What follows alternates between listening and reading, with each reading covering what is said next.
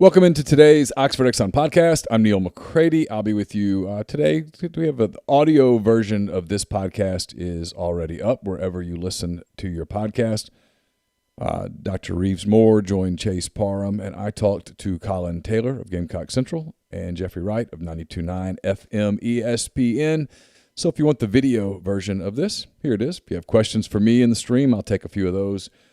Before interviews, between interviews, and after interviews. Get to all that in a minute. First, we're coming to you from, I'm coming to you from the Clark Ford Studios. Clark Ford's in Amory, Mississippi, 662-257-1900, 662-257-1900. That number, call it, ask for Corey Clark.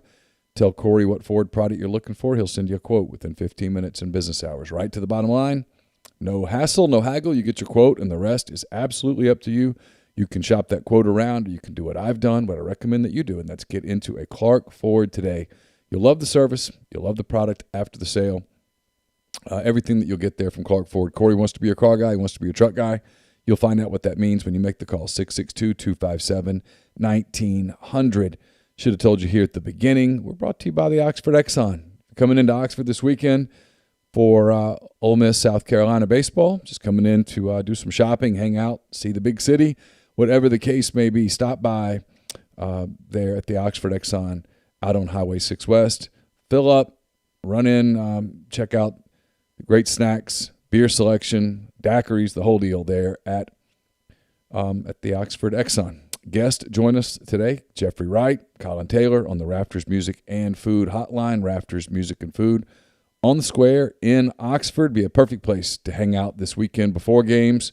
After games, if you're not going to the game, during the game, if you want to watch the game, NFL Draft on as well, Major League Baseball, all that stuff on the screens there at Rafters Music and Food. Also be a great place to enjoy a beer, full bar, great beer selection, burgers, po' boys, appetizers, the whole deal there at Rafters Music and Food on the square in Oxford and also in New Albany.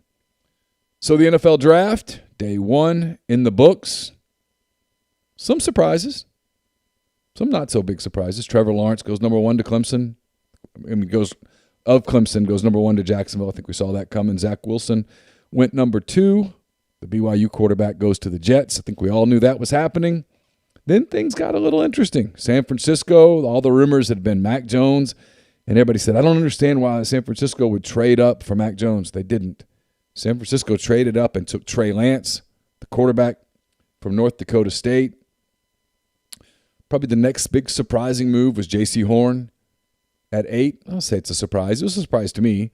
The South Carolina cornerback, he went number 8 to Carolina.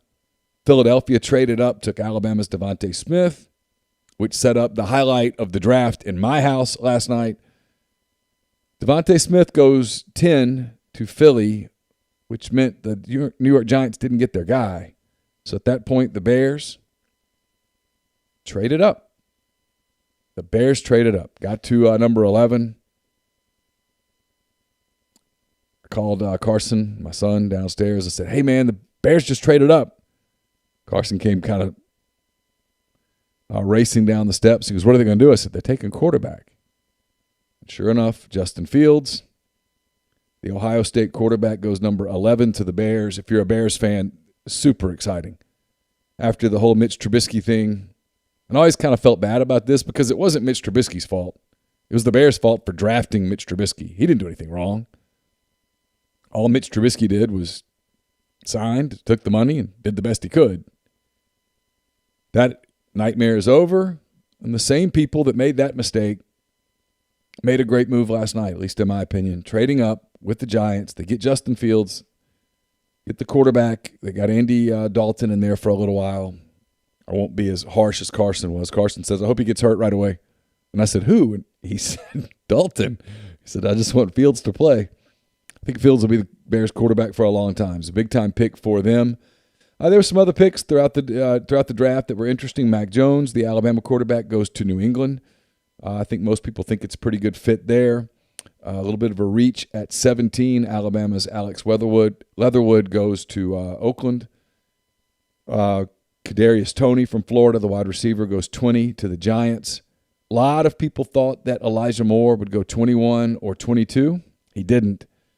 Colts went Kwity Paye, the defensive end from Michigan, at 21. The Titans went Caleb Farley, the cornerback from Virginia Tech, at 22. Najee Harris, the Alabama running back, goes 24 to Pittsburgh. Clemson's Travis Etienne joins Trevor Lawrence in Jacksonville. He goes 25 to the Jags. The Saints, a reach at 28. I know a lot of you out there are Saints fans. Saints go Peyton Turner, the defensive end from Houston, at 28. The last few picks of the draft, Georgia's Eric Stokes goes 29 to Green Bay. Miami's Gregory Rousseau, the defensive end, goes 30 to Buffalo. Jason Owa, who I like a lot, the outside linebacker from Penn State, goes 31 to the Ravens. And then the Super Bowl champs, the Tampa Bay Buccaneers, they went outside linebacker at the end of the first round, 32 from University of Washington. He goes to the Bucs. So round 2 on the clock now. I'm trying to find – there it is. Round 2 starts tonight at 6. It's the Jacksonville Jaguars on the clock again at 33, followed by the Jets, Falcons, Dolphins, Eagles, Bengals, Panthers, Broncos, Lions, Giants, 49ers, Cowboys, and Jaguars again at 45. So Jags have a couple picks. The first 13 picks tonight, they have 3 of the top 65 picks in the draft. So all eyes are on what happens with Ole Miss's Elijah Moore, who, I'll be honest, I can't believe they didn't get picked in the first round. He doesn't drop anything. He runs great routes. He's dangerous in return. Like to see Jacksonville take him. I don't know that they will. There's a lot of talk, and you'll hear me talk about this with Jeffrey in a little bit. There's a lot of talk in Jacksonville that what they want to do to ease Trevor Lawrence's transition into the NFL and to get him off to a good start, get him confident, get him feeling good about himself, get that organization feeling good about him, is surround him with weapons. That's one of the reasons they took Travis Etienne. Probably reached a little bit there, but they got someone he's comfortable with, a guy that can catch the ball out of the backfield, a guy that is going to be a weapon for him for the years to come. I think Elijah Moore represents that as well. Whether that's the pick they make at 33, I don't know. There's some other really good players right above him, potentially on best available. I'm looking at Mel Kiper's best available going into tonight. See if I can pronounce this name correctly. Jeremiah Owusu-Karamoah, who's a linebacker from Notre Dame. Trevor Moehrig, the safety from TCU. Those are the only 2 players on Mel Kiper's board listed above Elijah Moore. Jacksonville could go offensive line here. They could go Tevin Jenkins, the big tackle from Oklahoma State. They could go defense with Christian Barmore, the defensive tackle from Alabama. But I think it's safe to say that Elijah Moore is going to have a short night tonight. He's going to go quick. Yeah, Ginger says, I really wanted Moore to be a Titan. I really thought that's what they were going to do. I thought that was the direction they were going to go. Made a lot of sense to give Ryan Tannehill another weapon, someone in the slot, kind of a security blanket. They just didn't do it. They went with we taped a SEC Football and Beyond earlier today. Chris Landry talked a lot about Caleb Farley. Top 10 talent, but he didn't play last season, and more importantly, he's coming off back surgery. So there's a health risk there. Can he be healthy? Can he stay on the field? If he can, he's a top 10 pick, and the Titans got a steal. If he can't, well, you know the rest. I was surprised a little bit that Tony fell where he did. T says Elijah should have gone before Tony. Yeah, I kind of agree with that. Although Kadarius Toney can really run. They're very similar. Tony's very dangerous in the return game as well. But Elijah's going to go quick tonight, and I think he's going to end up in a good situation. Jets might go there with the second pick. He might be a weapon right away for Zach Wilson in New York. Wouldn't be a terrible fit. But we'll be watching that early tonight. Baseball this weekend, Ole Miss and South Carolina at Swayze starts tonight at 6:30, Saturday at 6, and then Sunday it's an 11:30 a.m. game because South Carolina has some travel issues, and they got to get moving on Sunday. So all of those games We'll have coverage here at rebelgrove.com. Chase Parham has a couple stories up. I put up Mike Bianco's Thursday press conference video up on the site as well. Earlier today, I talked to Colin Taylor of Gamecock Central about the series. It's about a 20-minute interview. I think you'll enjoy it. I'll come back and we'll talk some more NFL draft before we go to Jeffrey Wright. But here's Colin Taylor of GamecockCentral.com, part of the Rivals Network. Colin Taylor of Gamecock Central, kind enough to join us, part of the Rivals Network. First of all, Colin, thanks for being with us here on a Friday. Thanks for giving us some time. Absolutely appreciate you having me on. And like we said off air, just always fun to talk some baseball and some spring football. Always exciting time of year. So South Carolina comes to Ole Miss tonight. 3-game series starts tonight at Swayze. Both teams have a lot to play for, obviously. I'm curious, before we kind of get started, what's the overall mood of that fan base right now? Ray Tanner wins back-to-back national titles and all of that, and they're nationally super elite, and they're still a very good program, but they've not been Tanner elite. How's kind of the fan base sort of handled that? Not great. Anytime you go from 3 straight, not only College World Series appearances, but 3 straight trips to the finals of the College World Series with 2 national titles, and then your program, it doesn't go off a cliff, but you missed the tournament twice. You only get back to some super regionals. They haven't been back to the College World Series since 2012. So it's been a struggle to get where we are now, but they got a really good team this year. And the mood's cautious optimism. They've been hurt before in a couple past years with some good starts and then some finishes where they just didn't get over the hump. And this team's a little bit different, very similar in terms of the scrappiness to that 2010, 2011, 2012 teams. And but the fan base is optimistic, and they're excited to see what this team can become. So Ole Miss has not done as well on Fridays or game 1 of series, because I know some of those have been Thursday, and for Ole Miss, one of the Fridays was a Saturday afternoon against Arkansas. But Ole Miss has dropped more game 1s of series than I think they thought they would going into the season with Gunnar Hoagland. South Carolina has not been particularly good on game 1 either. I think 1-6 in the last 7 series openers. What do you attribute that to? Is it a pitching issue, or is it just is bat struggling against top-end arms?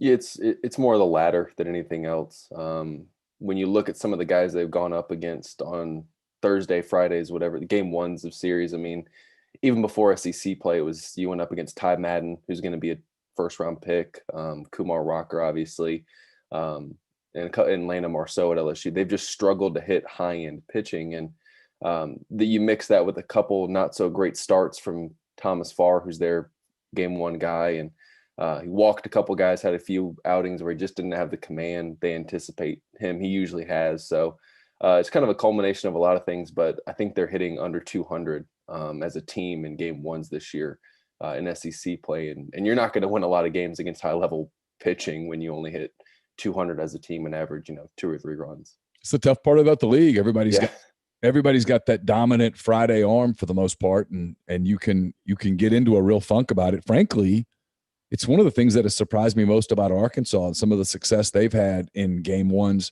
because they don't really have that top-end rotational arm, and yet they have found a way to sort of grind their way to some day 1 wins. It's probably the reason they're up at the top of the standings in the league in the country. Yeah, and I mean, I saw Arkansas for 27 innings over last weekend, and I never, outside of Kevin Kopps, who I mean is just insanely talented. I really didn't walk away that impressed with their pitching. South Carolina was able to hit, I guess, Zebulon Vermillion, who was kind of considered one of their best guys. And Wicklander had a really good outing just because South Carolina, I don't think, put together the best day at the plate in game 2 of a doubleheader. But yeah, I didn't walk away great with their pitching per se, but that offense, man, it's the real deal. And South Carolina has to go from Arkansas to Ole Miss now, who's, I mean, again, probably statistically speaking, the best offense in the SEC. So along those lines, 3 right-handers for South Carolina in the rotation. Ole Miss has an offense that's pretty left-handed dominant, 6 left-handed bats. Sort of how do you see that matchup when you kind of break down the Carolina rotation? What are Ole Miss fans that are going to the series this weekend, what will they see? They'll see a lot of power. Thomas Farr is up to 96. They've handled Arkansas's lefties decently well for the most part last weekend. So I'm intrigued to see how they do back-to-back weekends, right v left pretty much the entire weekend. And Thomas Farr pumps as much gas as you'll see on a Friday night. 96 can touch 97. Brandon Jordan's probably their most true pitcher guy. Pitches to a lot of contact, can strike people out, but tough to hit at 92, 93 with a cutter. But Will Sanders has kind of been the story of this pitching staff as a guy that it was a benefit of the draft being shortened. He comes to school with this 2020 recruiting class and worked himself into that Sunday role, and he's up to 95 as a freshman. Really long, lanky frame with a splitter that probably sits in the mid 80s. So you're going to see some really good pitching, some high-end velocity, and South Carolina's bullpen with Andy Peters and Brett Carey and Julian Bosnick and Daniel Lloyd. All of those guys are really good, and it's a tough bullpen to hit. So if you're going to jump out on South Carolina and beat them, it's probably going to have to come against the starters. So offensively, I know Wes Clark got off to a just torrid start. Mm-hmm. Since then, he's cooled off a little bit. How much does his ability to get going sort of affect the Gamecocks' ability to get going offensively in a series? Oh, it's imperative. I mean, you look back when he was on and when he's been clicking, they typically win. And when he's not, and when the leadoff man, Brady Allen's not clicking and not producing, then they struggle. It's Wes Clark and Brady Allen are your two guys that if they're on, it's going to be a good day for you offensively at the plate. And when they're not, it's been a struggle. And it's a very momentum-based offense that if they're able to get guys on base and work counts and do all those different things, then the offense comes alive and they can put up 6-7 runs. But when Brady and Wes and really the guys that you expect to hit aren't hitting, they really, really struggle. And it's not just struggling to hit the ball. They struggle to work counts and get on base, and they kind of press a little bit. So this is almost impossible for you to answer. It's impossible for anyone to answer because the NCAA is waffling all over the place about how they're going to do postseason. They came out with an initial plan that was just ludicrous, and everybody ripped it to shreds finally. And now they're like, well, they're going to do 20 bids, and they've got 46. They're all over the place. They have no freaking idea what they're going to do. I say all that to say this: South Carolina is in pretty good shape today. If the season ended today and the NCAA did their announcements of host today, I think Carolina would feel pretty good about it. They got Ole Miss this weekend. They've still got Tennessee on the schedule. They've still got Mississippi State on the schedule. It's a brutal close for them. What is the number that you think South Carolina probably has to get to feel good about getting postseason in Columbia? Yeah, that's a good question. We don't know right now. I'd probably put it at the 17-18 mark. With 4 series to play. If you get to 17-13 or 18-12 in the SEC, with the RPI South Carolina is going to have near the top 10, if not in the top 10, it's going to be hard to keep them out of a regional or at least a host slot, just because, especially if they, go on the road and take 2 or 3 from Ole Miss, which is a top 16 RPI team, or beat a top 10 Mississippi State team at home in terms of RPI. Same with Tennessee. You're going to be a good RPI team, and if you probably get to 17-18, I think they'd feel pretty comfortable about their ability to host because they have the resume to do it. But then you also look at the facilities and Founders Park being able to host a lot of people for a regional. I think those things kind of go hand in hand. Of course, Colin, the NCAA is going to need 3 weeks to certify the park. I mean, you've got to certify the park. I've been on a rant on this, so forgive me. And tell me whether am I missing something? Has anyone asked the NCAA what exactly goes into the process of certifying a park? What in the hell does that mean? Has anybody even gotten any? Because listen, South Carolina has some great administrators there, some people that really know the NCAA well, the SEC well.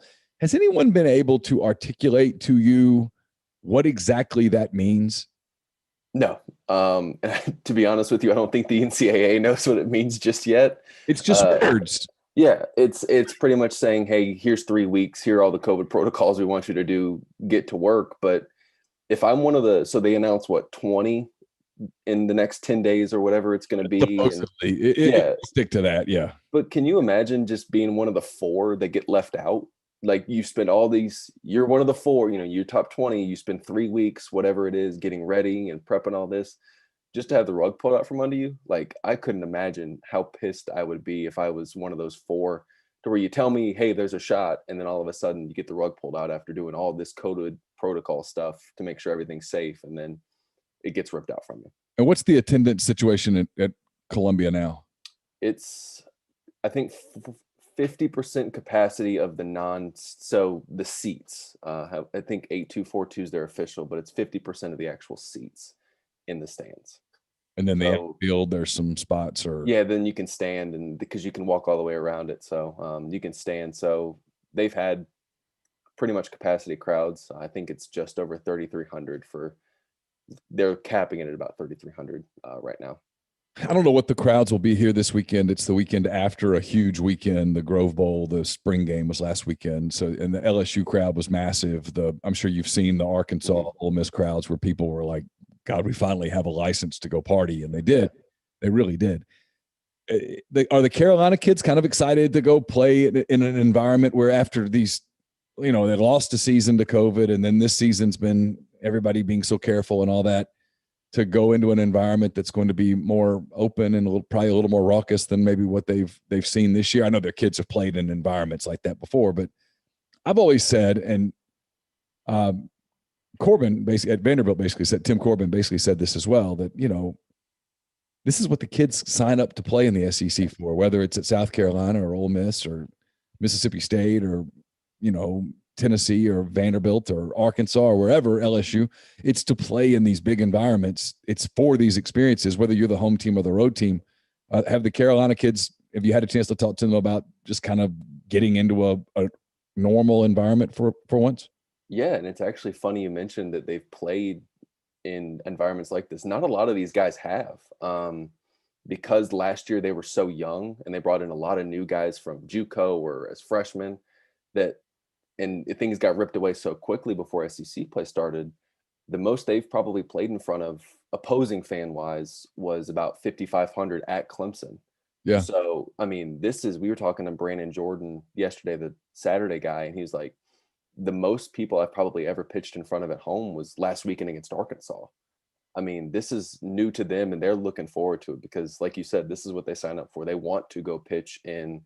I don't think anything would make Brandon Jordan's year outside of making Omaha than going into Ole Miss or pitching and dominating in a road environment and hearing the crowd go quiet. I mean, it's so new and they're so excited for the ability to go down there. And I was doing the average of last week, the LSU series for Ole Miss. It was like 11 or 10,000 people on average at games. So they're more than ready to get down there and get things cranked up. Yeah, it's fun, right? As an opposing player, you see the video of the Arkansas series when the kid for Ole Miss hits a home run and the beer showers out in right field. If you're an opposing pitcher, you're like, hey, I want to make them keep their beer in their cans. I want to keep the beer in the cups. And if you're the opposing right fielder, you're going to hear all that stuff, and that's kind of fun, I think. I mean, that's, it's funny because Tim Corbin, he finally started talking about it after his team went to Knoxville. But I've got a source that's pretty close to that deal who said after the Ole Miss Arkansas series that weekend, Arkansas took 2 out of 3 from Ole Miss here. But the story that weekend was some of the national media, Clay Travis in particular, some of the others who get a lot of Twitter followers and such, took that beer shower and stuff, which came in the game that Ole Miss won, and was like, look at this. This is awesome. And Corbin looked at it, and I know for a fact told people at Vanderbilt, wait a minute, what are we doing? I mean, they have this, and this is what the kids are for. We get hung up on the baseball, but if you're the kids at Ole Miss or the kids at Arkansas in this series, this is a series they'll be talking about 30 years from now. Mm-hmm. And ultimately, we're in this for student athletes. What are we doing? And I do think his voice is strong enough in the league that it did create some momentum as we sort of have moved forward. Yeah, and I mean, that's the same way with South Carolina. They played a very emotionally charged Sunday game, a rubber match against Missouri, where the students kind of, congregated down by the opposing team dugout. And there was some words exchanged as a guy ran back into the dugout, and the assistant coach even hopped into the stands to talk to event staff. I mean, oh wow, yeah, and it was impressive. And then Stuart Lake, their hitting coach, as he ran out to third base to be the third base coach in the following inning, kind of pumped the crowd up, and then got into a verbal sparring match with the Missouri dugout right there. I mean, so you have that, and then that started some momentum at South Carolina, because it was only about 25% capacity then, to increase it. And then obviously they did right before, number one Arkansas comes to town. And the game they won in the series was probably one of the best environments I remember at South Carolina in a long time, even with 50% capacity. So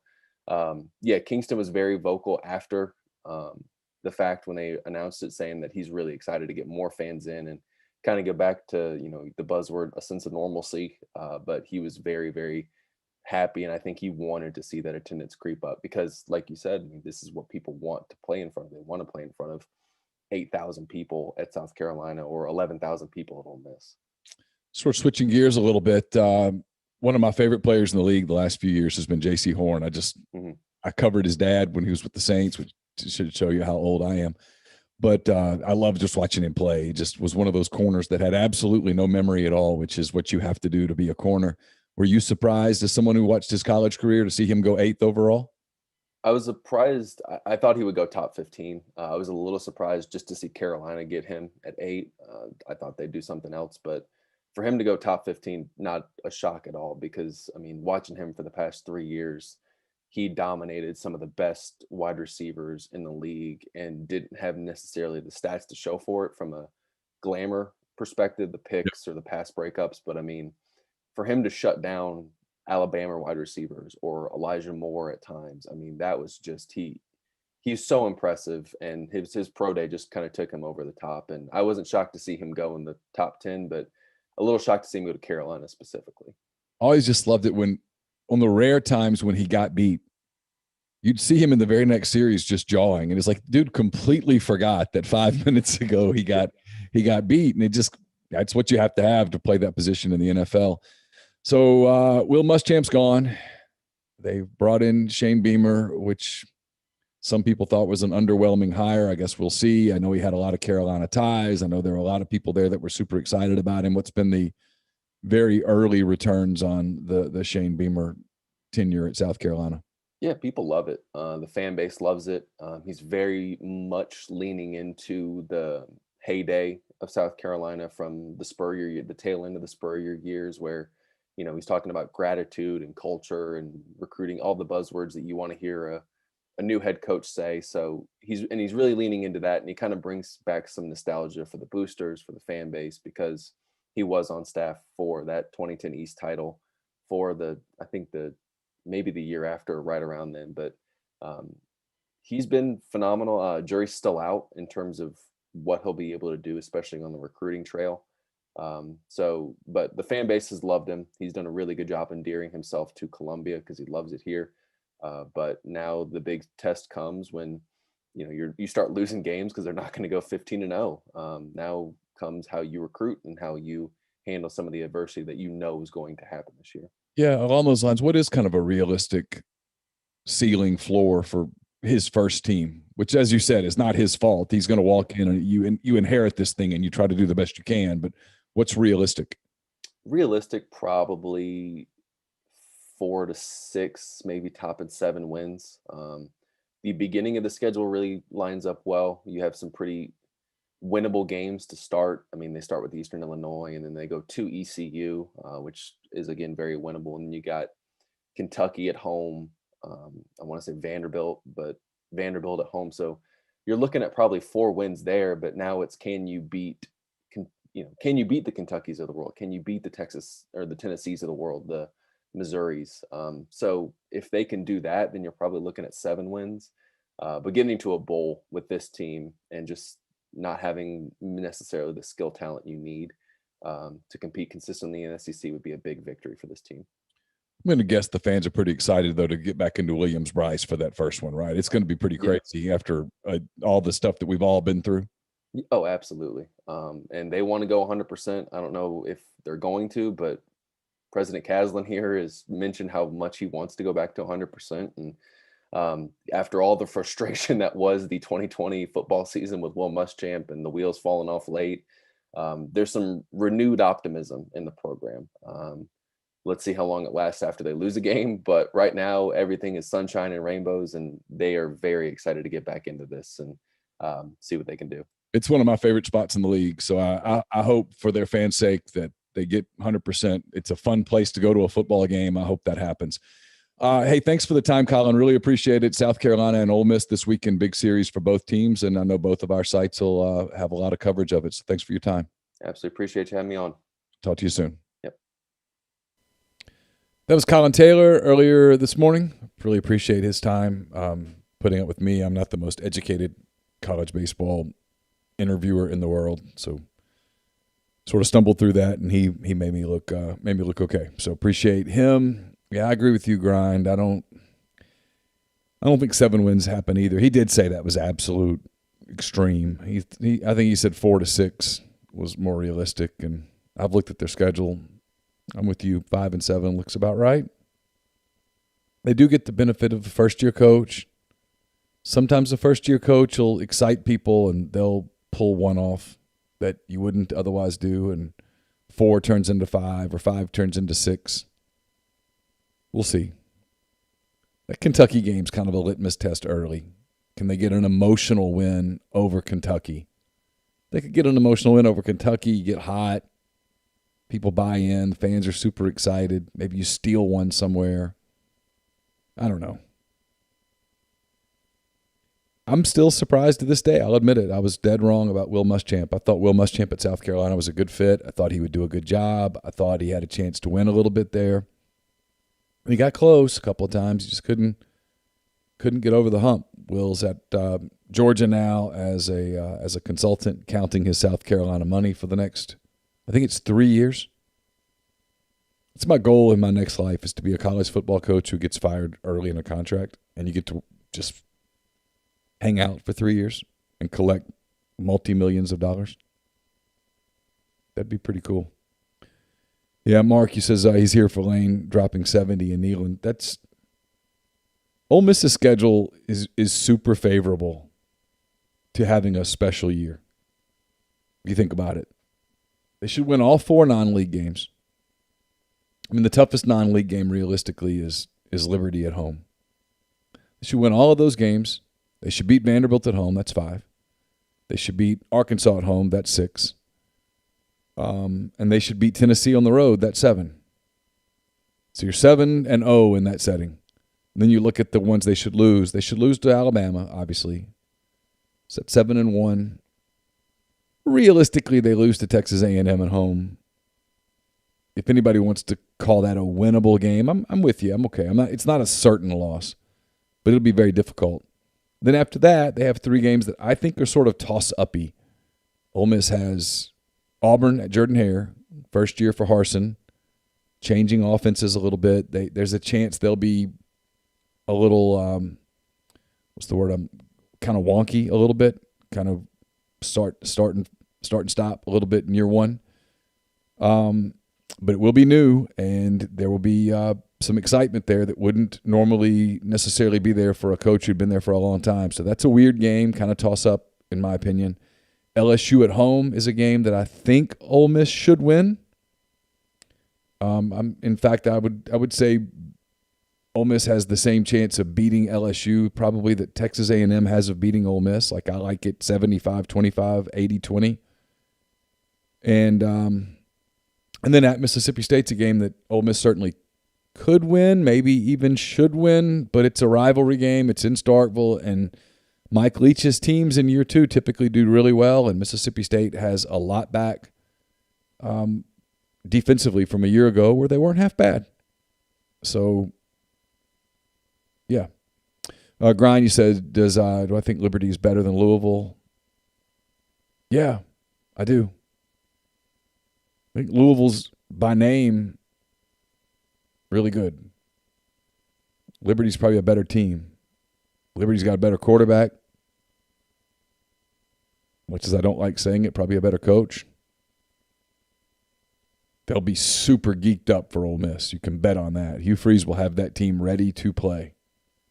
He's probably practiced that pregame speech 500 times in his head. Chet says Ole Miss almost never beats Auburn regardless of the situation. Yeah, Ole Miss does not have a lot of success against Auburn. There's no way around it. That's when people look at a schedule and they go, I've seen some Ole Miss people get a little woolly and say, that's a W. It's like, come on now. It's hard to call a trip to Auburn after a 5-5 season an automatic W. Just no. Is it winnable? Absolutely. But it's not that's not, if you're putting that one in ink, you probably need to be careful. You might be a little drunk on your red and blue Kool-Aid. Yeah, I love Hugh Grind. You got that right. Sammy says, I would howl if Arch Manning shows up at the Tulane game wearing all their merch. Yeah, I think Arch Manning's going to be super careful with what he wears and things like that. He's going to handle his recruiting really diplomatically. He's going to he's going to be careful there. Yeah, I can't repeat what Corey said.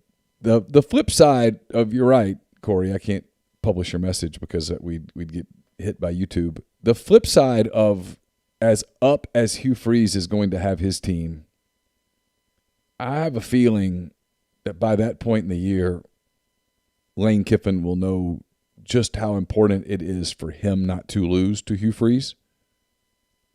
And something tells me he'll have his team pretty ready for that one as well. And there are a handful of guys still on that roster that were impacted by what Hugh Freeze did to Ole Miss. Handful of guys that didn't get to play in bowl games, that lost teammates. There was stuff.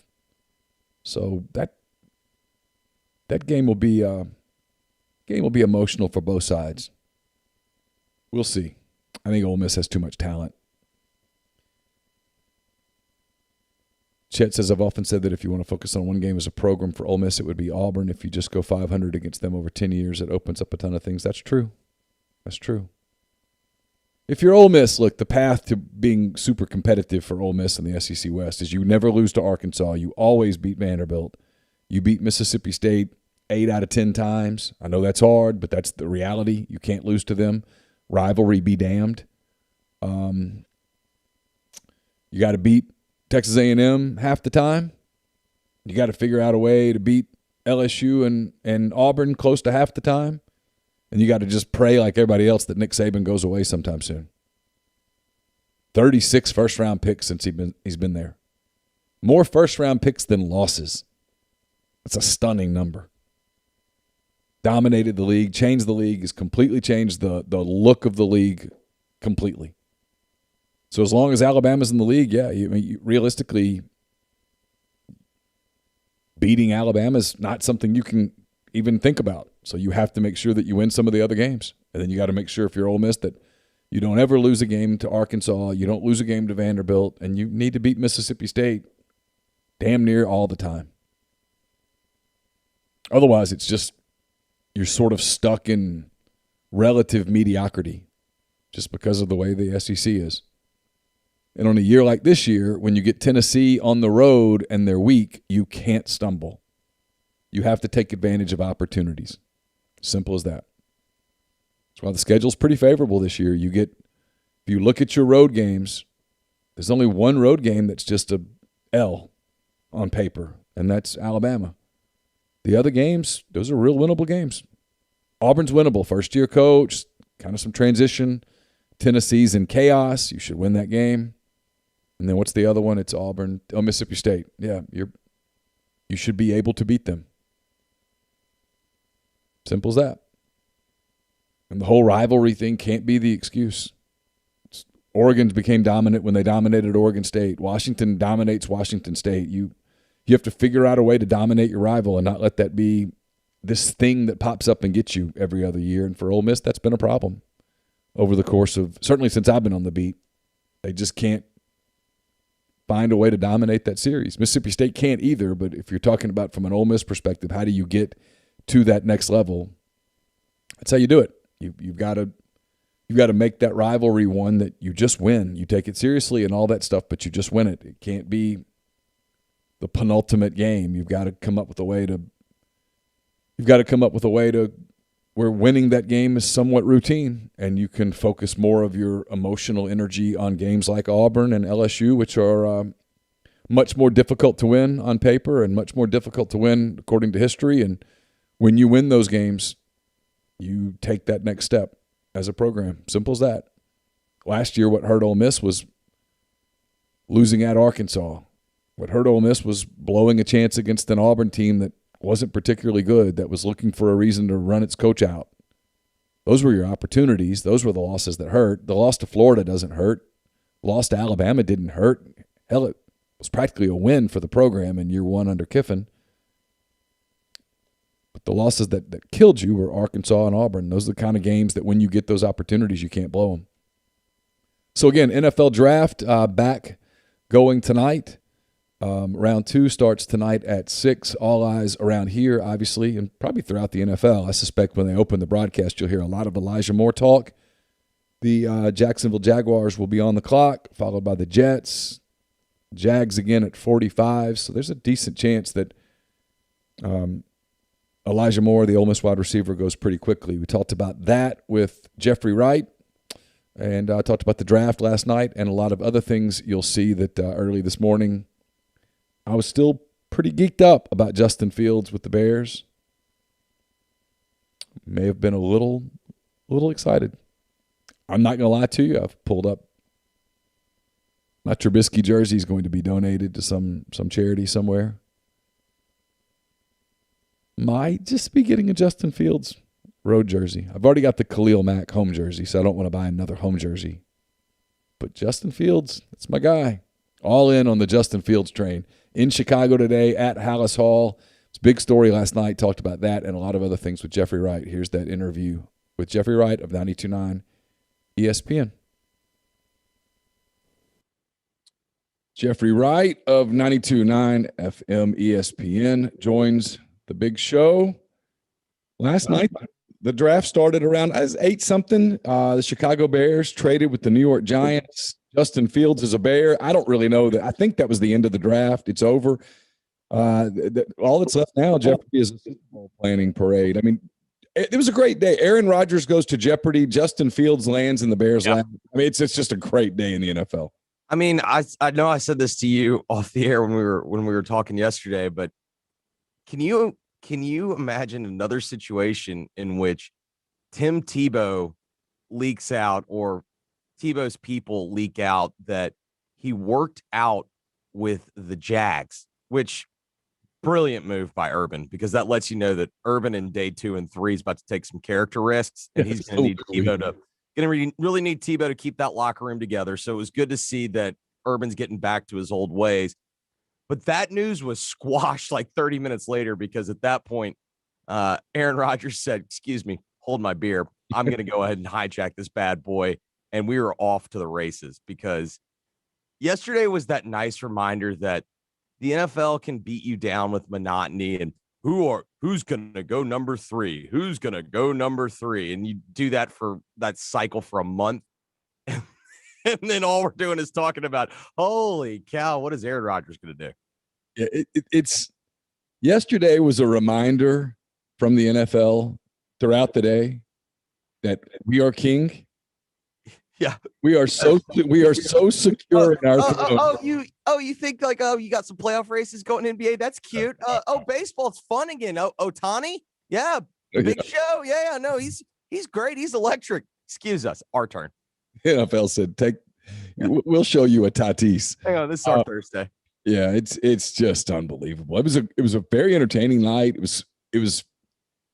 We had to do the whole mask charade throughout the night, but it was fun to see people there again. It was fun to see the commissioner hugging people. It was a great scene. I thought I know it kind of looked like an airplane hangar, but I thought that was a cool scene there in Cleveland. I did too. No, I'll tell you, it was kind of feel good. I turned it on. I completely agree with you. I did love your song, so I'll tell you through your tweet. I'll take it through the night. So Kings of Leon, come on. Uh-huh. Because there's nothing that fires me up for a big draft night quite like a song that I listened to my sophomore year in college. Laura goes, "Did you know their lead singer is married to a Victoria's Secret model?" And I said, No, really? I said, no, I didn't. And she goes and pulls up pictures. She goes, have you seen her before? I'm like, oh, no. I've But never. if you want to keep scrolling, Yeah. hold on. I don't know if that's her best light. Got any more? But she goes, I don't think it's been 13 years. I mean, she goes, that song came out like when we first moved here. I'm like, yeah, that was 13 years ago. 2008. So anyway, they play. I kind of think Kings of Leon are overrated, but that album goes. Yeah, the one hit, I mean, the one song is a really good song. The rest of it is like, man, did you guys never figure out a way to sing a second song? But the one song. The problem was they can't really play the other song, Sex is on Fire. The NFL is not going to, even though most of the people that I could tell last night would partake in Sex is on Fire, the NFL's not going to promote that. Yeah, they were on their P's and Q's. All right, let's get into the draft. The first two picks were what we thought they would be. The 49ers they trade up. They give up a lot to go get Trey Lance. So this will be, in many ways, kind of their Mitch Trubisky moment, one way or the other. What are your thoughts on Lance? Is that a mistake on the part of the Niners to mortgage as much of their franchise's future as they did to go get him? So I texted you before the draft got going. We need Trey Lance's agent. And this was before I saw who Trey Lance's agent is. Trey Lance's agent is one Jimmy Sexton. And I would like to submit that I know everyone thinks that Jimmy runs college football, and for a large portion, he kind of does. What he did last night was his Sistine Chapel. He got a guy that has played 1 year of football at the FCS level, and he got the hype train going. Dating back to high school, Trey Lance has 25 starts. Yes. Neal, he had not only no Power 5 offers out of high school, he had no D1 offers out of high school.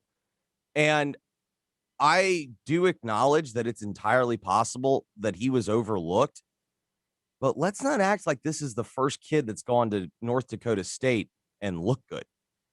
And I think what happened is, and we see this a lot with football guys, he looks the part. You look at him, he's 6'4", he's built like a brick house. He runs well. He's got a good arm. I don't think he's got the type of arm where you're sitting there and just wanting to watch him throw just because like you want to just sit down and gawk. He's got a good arm though. But in the end, I do not love his accuracy, but this feels like exactly what the Niners do. The Niners are smarter than you, and they're going to make this work. I do not think that they're going to play him this year. Like, there's no way that he's an upgrade over Garoppolo as a rookie. But I will say this. I think I'd probably rather take the shot on him than Mac Jones. Like, that was the one thing that never made sense to me. Did they really trade up to 3 to go get Mac? Like, and I'm not, that's not even, that's not even trying to slight Mac Jones, but I mean, Mac Jones is very limited, at least with Trey Lance. He does have all the characteristics you need to be great, but man, that's an awful lot to go get a guy, as you point out, with 25 starts since high school.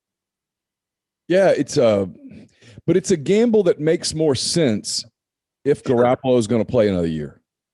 Much more sense. If you would kind of admit as a franchise, hey, we're not a Super Bowl contender this season. We think this guy is a 10-year, 12-year quarterback, and year one of his tenure might not be next year. Yes, I agree with you on that. All right, so there were some other things that happened, but let's face it, the next big, massive, monstrous piece of news was we were moving into the draft. The Giants were on the clock, and boom, it pops up in the left-hand corner of the screen. The Bears are on the clock, and you're like, whoa. And I knew No. Let's take you back right before that. The Philadelphia Eagles moved up. Oh, you're right. They traded with. So I decided yesterday if one of the two Alabama receivers were there, that's who I wanted for the Giants. And then the Cowboys make the trade with the Eagles. And I don't know if you caught this, but I did, because my team was supposed to be, we had a chance at this point, I'm thinking, to pick Devontae Smith, but the Eagles make their pick. And as Goodell's walking up to the stage, CeeLo's FU was playing. And I thought that was just a nice, like, encompassing moment of, this is exactly what happens to me. I got my hopes up. I thought it was going to happen. And then the Eagles trade up to get Devontae Smith with Jalen Hurts. Quietly, Devontae Smith's not happy, right? Because he's played with Jalen. I would think that he was hoping to go to the Giants there. And he's going to say the right things. He ends up going in the top 10. I mean, I'll give Philly credit. They knew who they wanted. They said, we got to go trade up and get him. Yeah. Philly didn't leave it up to chance. Which set up the Bears. Because the Bears were at 20. And I think the fact that the Giants made the trade suggests that I can at least take some solace in the fact that I do think they were going to take Devontae Smith. And then when Smith was gone, they said, we're open for business. And then the Bears gave a pretty good haul. The Bears gave up a ton, but I don't mind it when you do this. And because it's why I won't criticize the 49ers. I mean, in the end, you'll either pay for it or you won't. Sure. You don't have one, it doesn't matter. Yeah, you identify your guy and you go, that's our guy. Let's go get him. And you're the Bears sitting there, and they've done the Andy Dalton thing in the offseason, and everybody made their jokes. Yeah, it was ridiculous. Well, so see if you agree with me on this. Okay. I think now we've reached the day and age where there's no such thing as bad publicity has even reached social media.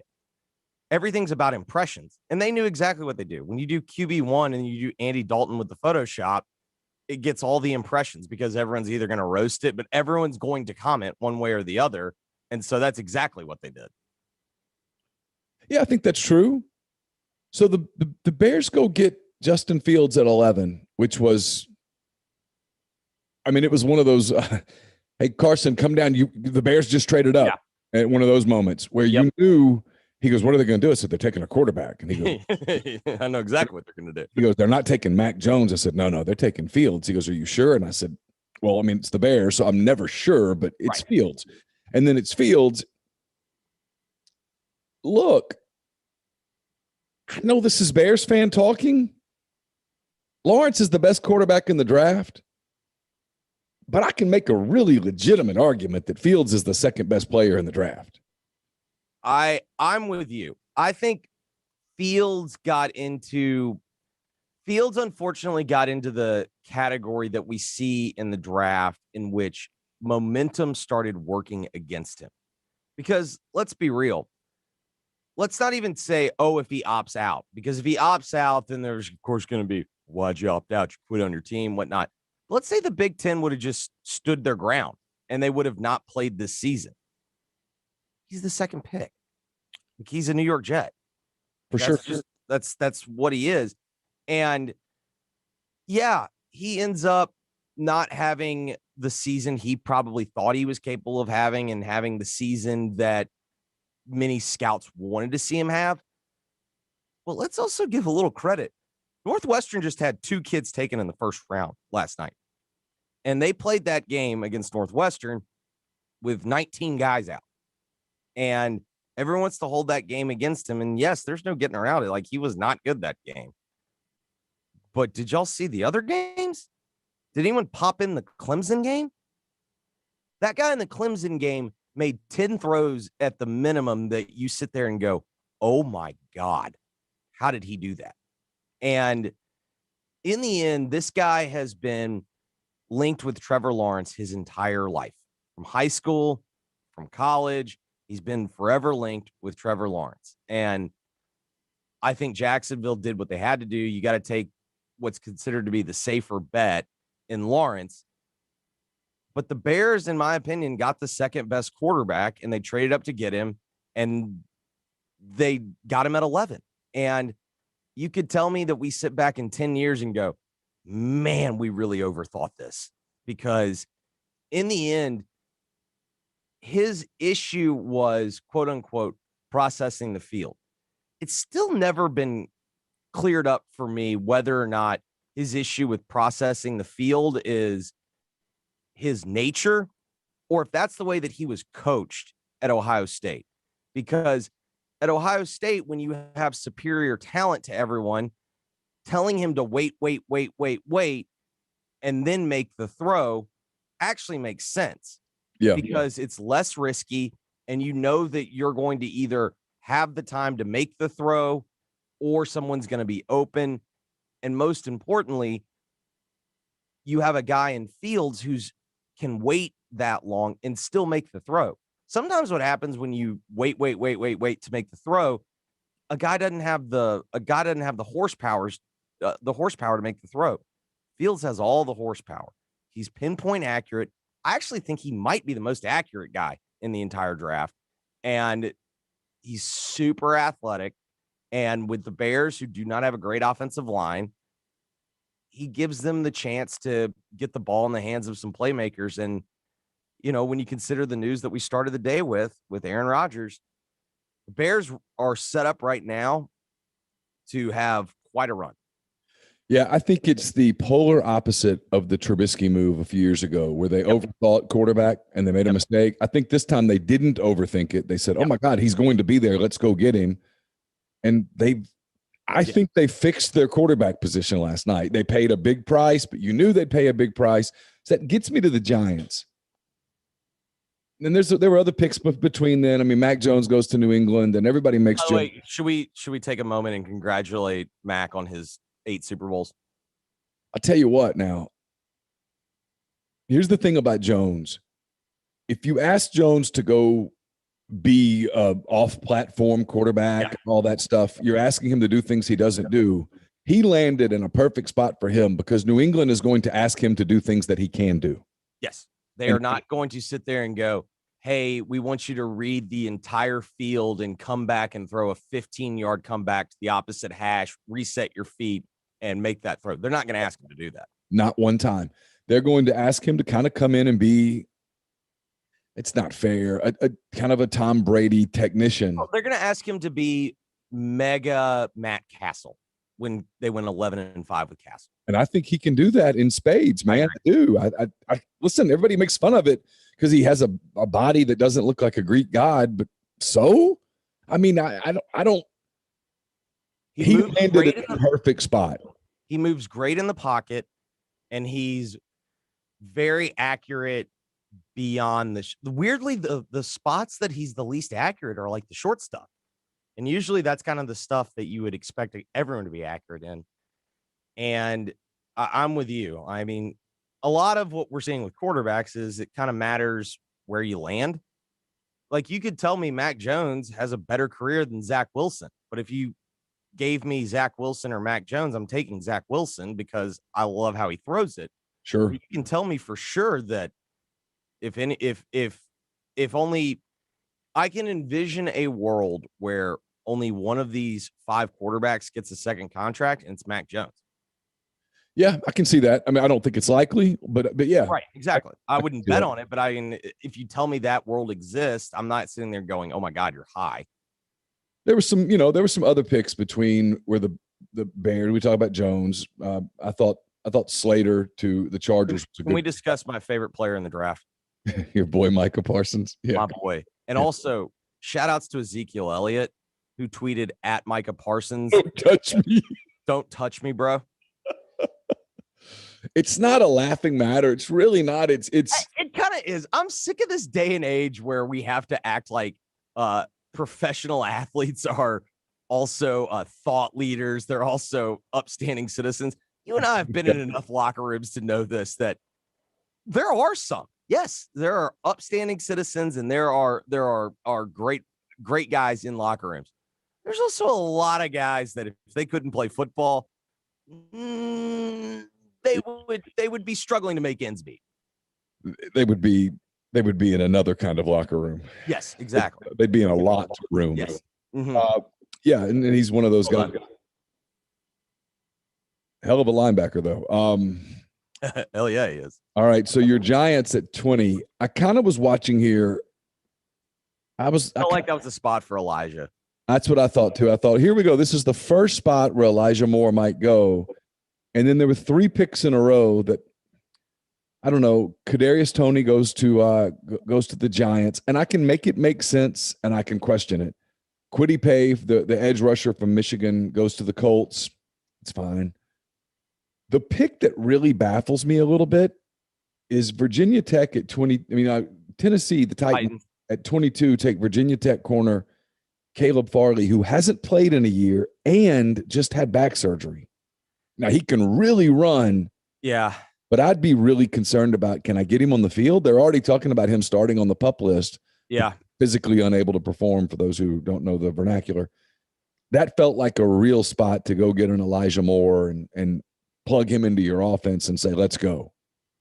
I think the justification is, if you watch their offense, you're not really worried about it. You're worried about their defense. And they have 2 main issues defensively. One, they cannot breathe on the quarterback. And then 2, they can't cover. And so I think the thought is, okay, at 22, you're not getting a perfect prospect. Yeah, but if he is healthy, that's where Kwity Paye's a better pick.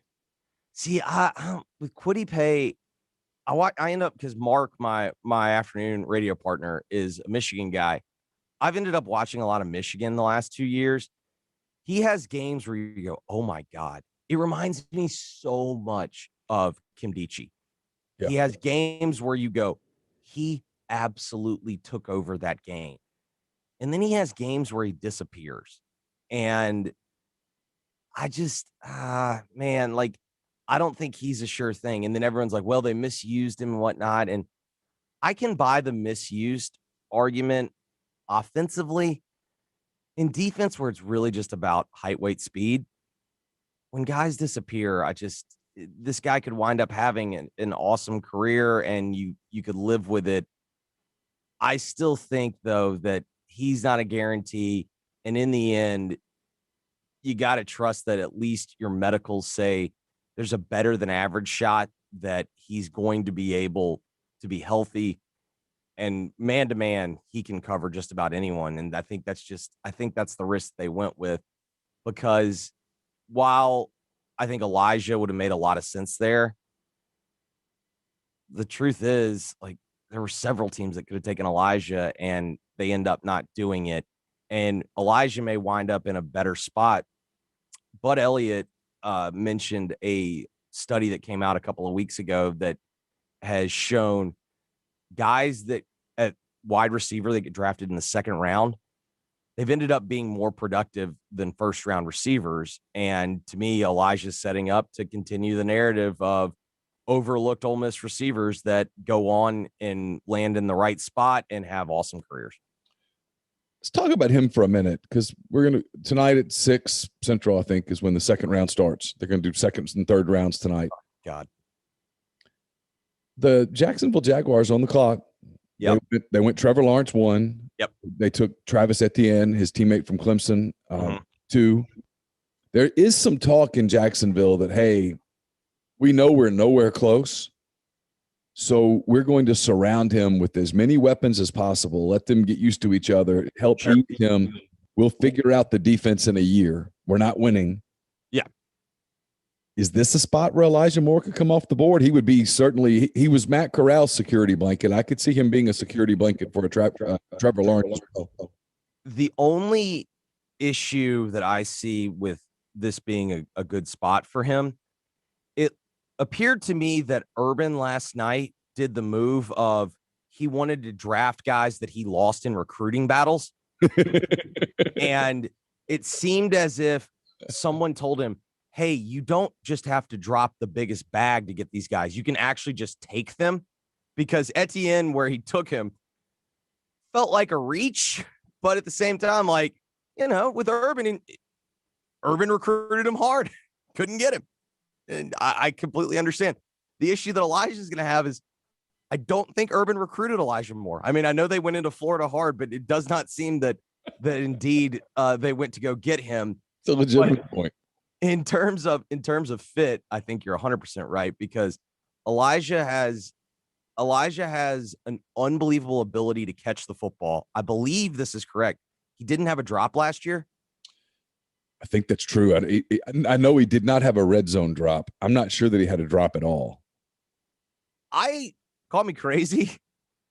Same reason that when Evan Ingram went to the Giants and I wasn't super in love with it is because this was our last year there together. And I was like, he really struggles to catch the football. And that's kind of something I value. And Elijah does not struggle there. And to me, this does seem like there's a legitimate chance that he gets his name called first tonight. Yeah, I mean, you're right about Evan, because if Evan had better hands, he's already an all-pro. He's getting talked about as one of the best 2 or 3 tight ends in the game. He's getting talked about right now he gets talked about in the sense of, what are the Giants going to do? Do they give him another deal? Do they, or do they move on? If he had better hands, this isn't even a question. He's just, you lock him up and you've got another weapon for another decade. If he doesn't go Jacksonville, the next handful of picks, tell me where it makes sense. Jets, Falcons, Dolphins, Eagles, Bengals. They just went receiver. They're not doing that again in the second round. Panthers, Broncos, Lions, Giants. I mean, here's the I hope everyone's sitting down for this take. When you're usually picking at the top part of the draft, you have more than one issue, but you can make a case. Dolphins make sense. I know they took Waddle, but now they've got, if you watch the Dolphins last year, the thing that stood out was, oh my God, they are a good football team, but they are just playing with nothing but like replacement level outside weapons. And so he makes a ton of sense there. And also we've seen, Waddle can take the top off of defense. And then that really would help Elijah, because if Elijah's your slot guy, that opens up a lot of the field for a guy that is not only very fast, very good at changing directions. So it makes sense there. I think it also makes sense in Philly because, yet again, they don't have weapons. Bengals probably not as much. I do think the Bengals, they got to go get a lineman here. I know they spent on the line this year, but you got to give yourself more shots than they've got. Carolina makes sense. And also you could tell me that Carolina is a team that values Elijah, because I know you know this. When if you've ever read anything about Matt Rule is very high on production and the type of measurables that Elijah has. So I would imagine he's high on their board. Detroit obviously makes sense. The Giants, I think, were kind of in between. They ended up making the pick for Tony, and you can nitpick that all you want, but I wasn't super upset that they took him.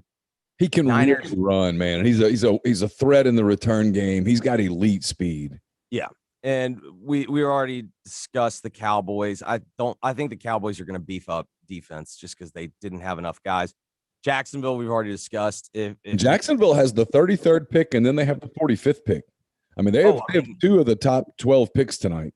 I mean, there's a reason they're doing what they did, which was, hey, they're going to spend, it makes sense to me what you're saying in that they're going to try and beef up offense today. And they already did it last night. Just go ahead and try to build the offense.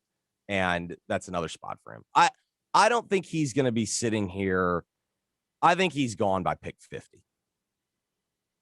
Oh yeah, for sure. I agree completely. Yeah. Because 50 is, he's gone by then, because I'm looking at multiple teams that I think would jump at him. Yes. I think New England would take him at 46 if he's still sitting there. I think that's very fair. And Jacksonville has 2 picks. Like I said, they're 33 and 45. I think he's gone by then. We talked about Rodgers briefly. I know you got to go, so we'll be quick here. We talked about Aaron Rodgers at the top. Let's talk about him again. What do you make of that yesterday? That's not just posturing. He is a guy that when he gets angry at people, he holds grudges. Ask his family. Yeah, ask his family. This Jeopardy thing that everybody laughed at. Look, I'm not saying, and you and I talked about this yesterday, I'm not saying that Aaron Rodgers is going to walk away from football forever and go be the host of Jeopardy and walk away from tens of millions of dollars. Yeah. I'm not saying that. But if you told me this guy was grudgy enough to go, I'm not going to play this year, I'm going to go host Jeopardy for a year, and I'm going to force your hand, I would totally buy it. Yeah, I think I agree with you. Like, if you tell me there's an NFL MVP that just decides not to play and he's done, I think you got to bet like Aaron Rodgers. Like, if you look at the guys in the last 10 years, like Aaron Rodgers feels like that guy, because it's not like this is the first time he's been unhappy with the Packers. And I really think that the fate was sealed when they made the decision to go get Jordan Love. And I think the bigger irony is they make the decision to go get Love in the sense that, like, well, we need somebody for when Aaron leaves, but it's like, well, yeah, but that wasn't you didn't get Aaron Rodgers there. You got a toolsy guy, but you didn't get that. And then I think really, man, when they decided to kick that field goal in the NFC Championship game, I think there's just been enough. There's been enough examples, and there's been enough bad blood that got him to the point where he was like, you know what, I'm good. And then I don't think people can discount this. Like, he's getting married to an actress who has spent her entire life in LA. And it's one thing to go up for a weekend and see the snow in Green Bay, but I find it very hard to believe that she's ready to start that family, whatnot, in Green Bay. And I think there's a reason why you saw Aaron Rodgers with the teams that he was interested in, he was ready to go to the West Coast. Like, I think that makes all the sense in the world. And in fairness to him, I think from everything I've read, he tried to sort of handle this behind the scenes, like, hey, I want to trade. Yeah. I don't want to screw you guys. I want you to have leverage. Yeah. So let's do this. And I think they told him, okay. Yeah. So the report that I read, I'm sorry for forgetting his name, but he does a great job covering the Packers. For the Milwaukee Journal Sentinel. Yeah. Yes. Does a great job. And the story that I read was a couple of months ago, Aaron submitted the trade request. And the Packers did exactly what you're saying. They did the, okay, like we would like to make this work, but okay. And they agreed to it. Now, they had not officially shopped him yet, but they had agreed to it. And then a month later, they just decided to renege. And they probably decided to renege because they popped in some Jordan Love tape and they're like, oh my God, this kid can't play. And so they said, well, we still got him under contract. Like, we're not going to do it. And that's why we saw what happened yesterday. And I don't know what you do, because if you're Green Bay, I think the first move is you have to put the extension on his table and make him say no. But I'm with you, man. If you tell me that at this point, it's just about him, like it's a principle matter, I can see him saying no. And then at that point, you have to decide, okay, well, if he's not going to play for us, he's not going to play for anyone. And then you risk not ever getting anything in return for him. So I think in the end, he ends up getting moved, but I do not think yesterday was the beginning of some type of power play. Like, I think that this could easily just end up with Aaron Rodgers hosting Jeopardy for a couple of years. It's fascinating. And April the 30th and the NFL just dominates the landscape. How about those NBA playoff races, huh? I'm not even sure I could tell you who's in them. And it's the Grizzlies are in one. Yeah, the Grizzlies are in one. It's a funny thing when the 14-year-old kid in your house is cheering for his team to lose because he's obsessed with picks. Well, at least he understands the context of the situation. You can sleep well at night that you have taught him there is value in losing. Do not ever second guess that there is some value. He came down yesterday and he goes, "Did you see Gabriel Deck score on Zion?" And I said, "Yeah, I saw that." And he goes, "He's not going to be too good, is he?" And Good question. I was like, no, I think it's okay. He said the other day, he goes, why is Lou Dort playing? Well, the good news, Carson, is I don't know if you've looked at the drafts the next couple of years, but Oklahoma City has all of it. He's very obsessed with next year's draft. Yeah. He wants, you got a forward-thinking young man. You did a great job. Yeah, he wants the top of next year's draft, big time. He is very concerned that when he hears the reports about Al Horford might play another season in Oklahoma City, he's like, no, beach. Yeah, he's like, we need to win like 10 games. I'm like, well, you're right. You need to be. He's concerned that they're too good to tank the way that they need to tank. And it's a legitimate concern. It is legitimate. Hey, I know you got stuff to do. I appreciate all your time this morning. Talk to you soon. All right, buddy. Bye. That was Jeffrey Wright, 92.9 FM ESPN. Always fun to talk to him, especially after something like the NFL. Pretty locked in.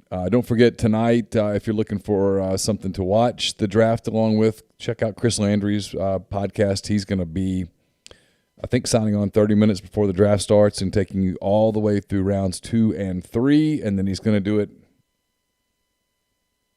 He's going to do it again on Saturday, rounds 4, 5, 6, and 7. He'll be with you for the entire draft. So if you are curious about your team, how your team is doing, I know we're watching with Ole Miss guys. We're watching obviously Elijah Moore. It's going to happen quickly tonight. I would have to think, and then Kenny Yeboah.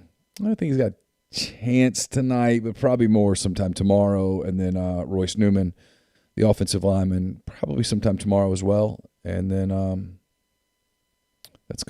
would think that's it in terms of Ole Miss guys getting drafted. Shaggy, I'm on my way. I've got to go get my run and my lift in. I got my Bear stuff on, so I don't know if you heard the news, Shag, but Justin Fields is the Bears' new quarterback. It's a brand new day. Today in American history, April the 30th.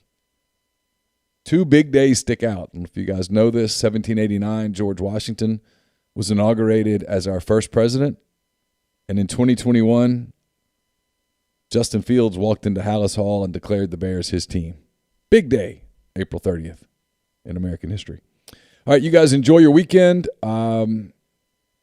Ole Miss, South Carolina tonight at 6:30. We'll have coverage. Chase will have coverage of that game this evening.